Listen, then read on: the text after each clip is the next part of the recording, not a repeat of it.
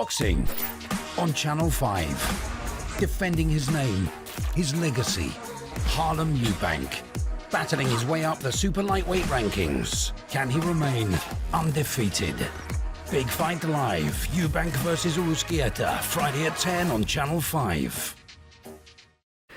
Andrew McCART, IFL TV, proudly sponsored by Everlast. I'm here with the unbeaten and still unbeaten Josh Sandford. Josh, last time we spoke to each other, you had a big fight on the cards. You were facing another undefeated prospect like yourself on away soil in his backyard, and you came out victorious. Talk to me about the fight.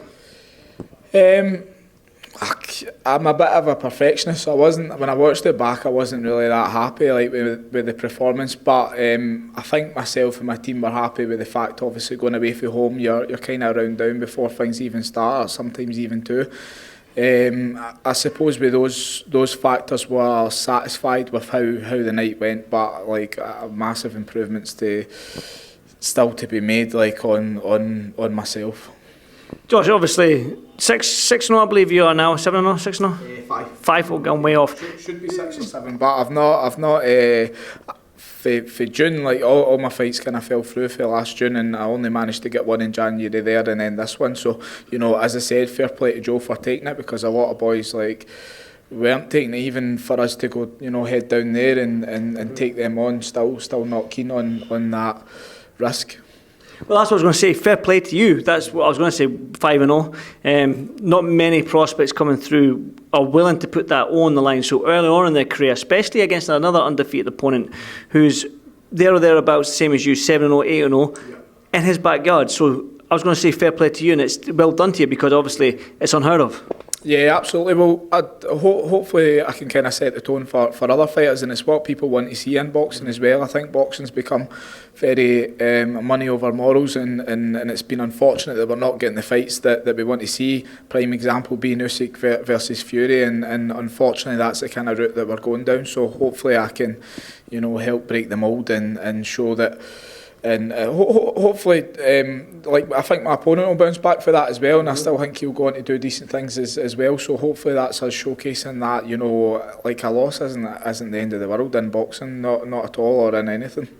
Josh, obviously that was a good win for you last time out. Obviously you want to be fighting in Scotland, because this is where you're from, and this is, you get a home advantage. That's what a lot of fights, especially this year. But what are you hoping for the tail end of this year? You are unbeaten. You are an exciting fighter to watch. You might not have that knockout on the record, but you are an exciting fighter to watch. So what are you hoping for this year? I think probably a Celtic title before the year's out. Ideally what I would like. Hopefully a couple more kind of keep busy fights maybe, and then into some harder fights, and then the Celtic would ideally be what I'm looking to do, yeah. You're going sort of like that traditional route. You're looking for that, obviously, Celtic title. Yeah. Couple more fights, British title, couple more fights, and then just sort of build your way onto like that? Yeah, I think doing it the traditional route, like you said, that's absolutely the way I want to go. I don't want to cut any corners, and at the same time though, I don't want to waste any time, as hopefully I've proved in my last fight that I want to be taking the right fights. I want to be challenged, I want to be pushing myself. If you give me a challenge that's easy to do, I'll under prepare, and if you give me a tough challenge, I'll over prepare. So I like to kind of do things that way. Obviously, we just spoke there before we pushed record there that we're both shattered. It's going on midnight on a Thursday night here. We're both shattered, so the questions we're both sitting here sleeping. But like I say, it's good to see you again, obviously. And I wanted to get a chat with you, because when I did notice that you'd beat Joe, I was well in there, Josh, because it's like I said to you don't see these prospects fighting each other. The odd time we have, but it's unheard of, which is testament to yourself. But that being said, when you next out? Well, that's a good question. I'm going to be giving Ian the elbow nudge before I go tonight. Hopefully end of April, I think would be ideal for myself. I've been straight back into the gym, right back into the gym Monday, and I want to kind of push on, because I know the season kind of ends at summer, so I would like a big finish before summer, 2 or 3 fights would be perfect for me. Listen, Josh, go and enjoy the rest of the night, and give Ian that nudge for me as well. Get you out good quick, because you had a good win there last time up. But Josh, good to see you again, brother. Until the next one, mate. Thanks, well done, mate. Cheers, Josh. Thank you.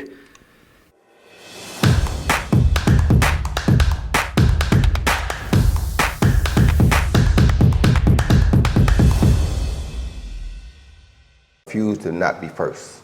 Do we do enough? Well, I never shut up about it. It must have been about 16, 17.